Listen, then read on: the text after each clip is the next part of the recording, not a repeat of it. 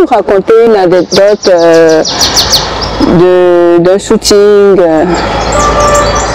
Il faut que je réfléchisse beaucoup. Hein. Ah, ok. Parce que des anecdotes, il y en a plein, il faudrait que je... D'accord, disons la toute première, le tout premier shooting, le tout premier. Tout premier shooting que j'ai fait. Oui. Comment ça s'est passé? Alors, je veux dire, il y a eu plusieurs premières fois, parce que je me souviens que le tout premier shooting, ça devait être avec ma cousine. C'était ma soeur qui avait maquillé. On était à la maison, elle est passée nous voir, tout ça, et je dis tiens viens, je vais faire des photos avec toi. Ma soeur a dit ah, tiens, je vais la maquiller, comme ça va avoir un beau rendu. Donc on avait fait des photos dans ma chambre, donc c'était des portraits, tout ça. Mais je pense que en tant que photographe, le premier shooting qui m'a marqué, c'est lorsqu'on a fait, j'ai travaillé avec une maquilleuse et qu'on a fait des photos avec du maquillage de cinéma. Donc je lui avais demandé d'abord de faire un œil au beurre noir au modèle, donc pour simuler, une femme battue, une femme séquestrée. Donc on a fait ça dans le garage de la maison. On avait mis des choses un peu en désordre, tout ça. Et on avait attaché avec des chaînes, tout ça pour simuler en fait une fille séquestrée, quoi. Donc on a fait ça et puis on a enchaîné ensuite sur une autre image où elle lui avait fait un teint où elle avait le teint d'une femme morte, quoi, en fait. Et on avait simulé un suicide. Donc à mes débuts j'étais très dark. J'aimais bien les choses un peu sombres. Donc j'aimais bien faire des photos qui se rapprochent de l'univers du cinéma. Mais tu as toujours cette photo avec toi ou bien? Oui, je garde toutes mes photos depuis que j'ai commencé. Depuis 2004, je garde toutes les photos. Sauf si un modèle ou un client me dit non, supprimez toutes les photos, tout ça, à ce moment-là je supprime, mais je garde toujours mes photos parce que on ne sait jamais. Un jour, une photo d'il y a 10 ou 15 ans peut devenir la plus belle de mes photos. Je voulais parler d'un truc que j'ai souvent remarqué. J'ai énormément d'artistes, photographes qui préfèrent exposer en Europe au lieu de venir exposer dans leur pays d'origine. Mais toi, tu as décidé de venir exposer dans ton pays, le Togo. Pourquoi? Au lieu de faire comme les autres, te dire que tu vas faire une expo en Europe pour te faire connaître. En fait, tout ça, ça fait partie d'un processus de retour aux sources. Donc, ça fait quelques années que je pense revenir m'installer au Togo. Donc, je me suis dit, après presque 15 ans de photographie, ma première expo, il faudrait que je la fasse dans le pays qui m'a vu naître. C'est-à-dire que la première expo, c'est une nouvelle étape dans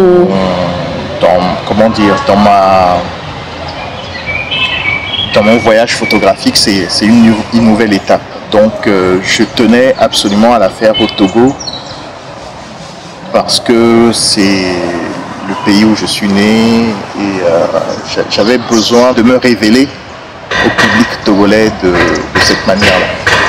Et aussi, le choix du thème aussi était très important parce que le thème de l'expo, c'était quand l'Occident rencontre l'Afrique. Donc c'est une manière de dire, voilà, j'ai appris en Occident et je reviens en Afrique pour montrer ce que j'ai appris. Mais c'est aussi une manière de dire que l'Occident peut apprendre de l'Afrique. Donc voilà pourquoi j'ai tenu à faire cette première exposition et peut-être même la prochaine exposition se fera encore à Lomé. En quelle année?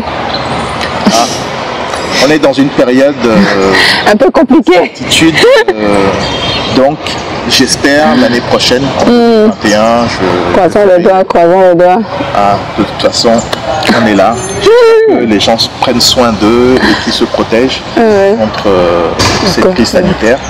En tout cas, j'espère bien que en 2021, je vais pouvoir revenir au Togo pour faire une deuxième expo. Dis-moi, quand tu as fait ton expo à Onomo, puisque la majorité de tes modèles sont toutes des blanches, tu n'as pas eu droit à des remarques du genre pourquoi as-tu choisi des européennes? J'imagine que si j'ai eu des remarques, c'est peut-être parce que je n'ai pas bien expliqué le thème de l'exposition. Parce que mon exposition, c'est quand l'Occident rencontre l'Afrique.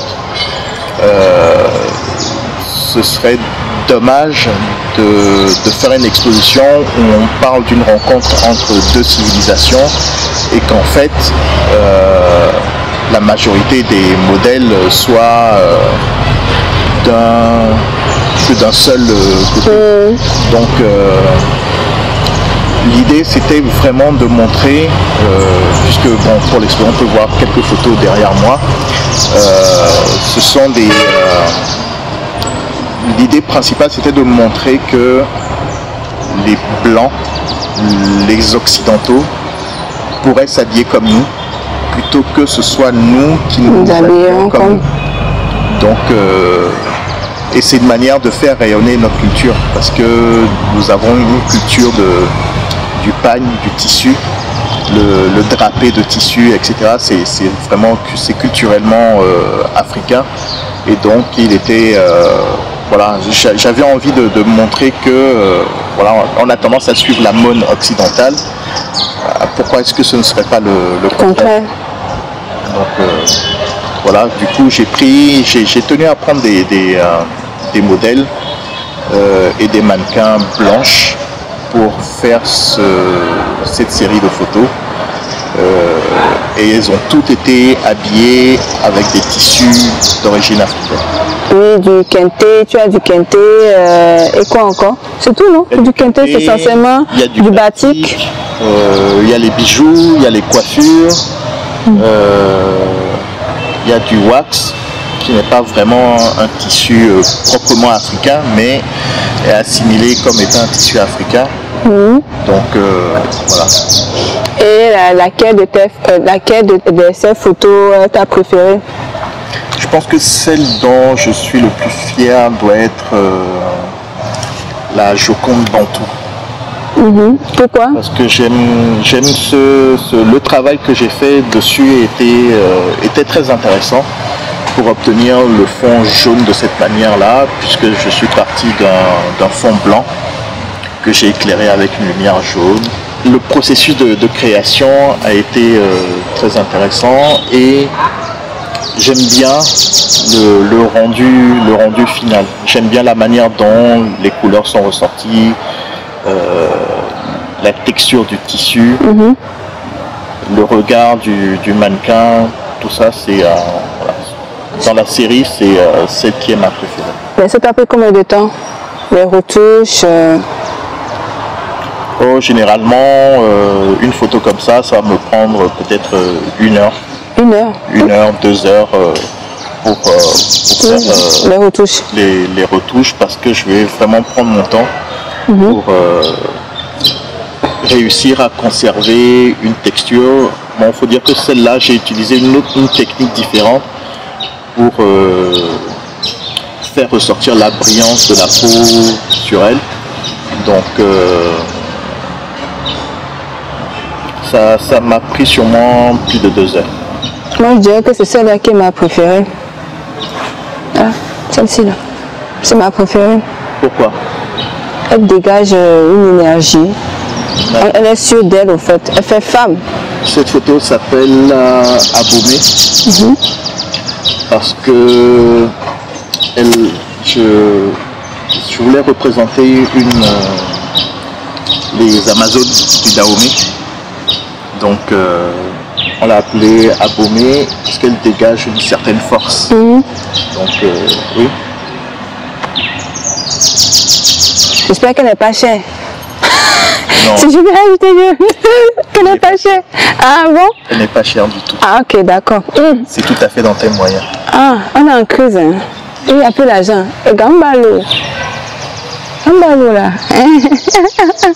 Mais dis-moi, comme depuis que tu viens à Lomé, au Togo, je suppose que tu as eu à voir un petit peu le travail des autres photographes du pays. Que penses-tu de leur travail? Est-ce qu'ils, disons en gros, que penses-tu de la photographie au Togo? Est-ce qu'il y a encore du chemin ou bien ça a l'air d'aller? À l'heure d'Internet, ouais. On a, comment dire, un champ d'apprentissage très, très large et abondant. Donc, je vais dire un peu, il y a 4 ans, en 2016, quand je suis venu, l'impression que j'avais, c'était qu'il fallait peut-être tout apprendre aux jeunes photographes togolais. 3 ans après, en 2019, quand j'ai fait mon expo et que j'ai rencontré quelques photographes, je me suis rendu compte qu'ils ont évolué très vite et avec comment dire, les codes de beauté qu'on rencontre généralement sur les réseaux sociaux. Et ils ont très vite adopté les techniques de prise de vue, de retouche, etc. Donc, oui, l'évolution se fait. Je veux dire, je n'ai pas grand-chose à leur apprendre. Ils ont Internet, ils ont accès aux tutos sur Internet, sur YouTube, etc. Donc, oui, c'est une belle évolution. Donc, je n'ai pas de jugement particulier à donner sur les photographes togolais ou africains en général. Je sais que les anglophones sont un peu plus en avance que les francophones, mais dans l'absolu, il y a une très belle évolution de la photo au Togo. Donc, projetons-nous dans 5 ans. Comment verrais-tu la photographie dans 5 ans? J'espère qu'il y aura beaucoup plus d'expos de photographes, qu'il y aura des photographes qui auront un nom. C'est-à-dire qu'un nom et un style. C'est-à-dire qu'on va rechercher le style de ce photographe-là en particulier, plutôt que de dire « Ah, je demande à n'importe quel photographe, il me fera la même chose. Je pense que d'ici 5 ans, on va... Je vois qu'il y en a quelques-uns qui commencent à sortir du lot, ouais. Donc j'espère que d'ici 5 ans, ils auront fait quelques expos et qu'ils seront, comment dire, reconnus en tant que des artistes à part entière. Et pas juste des photographes qui exécutent ce qu'un client leur demande. Oui, surtout les photos, parce qu'on dit généralement que les photographes togolais, ils font plus les photos pour les réseaux sociaux, mais ils ne font pas des photos pour exposer. Donc, je me dis que peut-être qu'on ne leur laisse pas la chance de pouvoir exposer, parce que généralement, ils disent qu'ils n'ont pas... je dis ça pour certains qui m'ont parlé, qui m'ont raconté un petit peu pourquoi ils n'arrivent pas à exposer. Ils disent qu'ils ne trouvent pas la qualité d'impression, ce qui fait défaut en fait. Aujourd'hui, on n'a pas encore une qualité d'impression au top au Togo. Je pense qu'au Ghana, on peut trouver une meilleure qualité d'impression. C'est sûr que le coût va être un peu plus élevé. Parce que le transport... Voilà, il y a le transport, etc. Je pense qu'au Bénin, à Cotonou, où ils sont plus habitués à faire des expos, etc., on peut aussi trouver de bons tirages. Mais il faut juste... je pense que la demande va faire que les acteurs... les entreprises qui font des tirages photos vont s'adapter et vont élever leur niveau de service. Parce que toi, tes impressions même pour les photos t'ont coûté cher, je crois. Ou bien c'était... Je les ai faites en France, je les ai ramenées ici, donc ça a un certain coût, puisque quand on veut de la qualité, ça a un coût. Donc je les ai fait faire en France pour mon expo. Et lorsque j'ai besoin de nouveaux tirages, forcément je les fais en France. Bon, après il y a le coût du transport. Quand on a des grands tirages comme ceux-là, pour les transporter ça a un coût. Mais bon, c'est des coûts qu'on peut intégrer dans la vente des photos après. Mais c'est un investissement. Bah, il faut. Sinon on se retrouve entre guillemets endetté. As-tu un conseil ou bien, c'est pas, as-tu un truc à dire à nos spectateurs, au public togolais? Quelques mots, puisqu'on est arrivé à, disons, à la fin. Déjà? Oui. Ah, chaque chose a une fin, mon frère. Okay. Hein? Tu veux rester avec moi encore? Ah, tu veux rester un peu avec moi, c'est ça? Il n'y a pas de souci, on peut discuter encore pendant des heures. Non, l'équipe est fatiguée, ils sont debout là. Il faut finir, rapidement.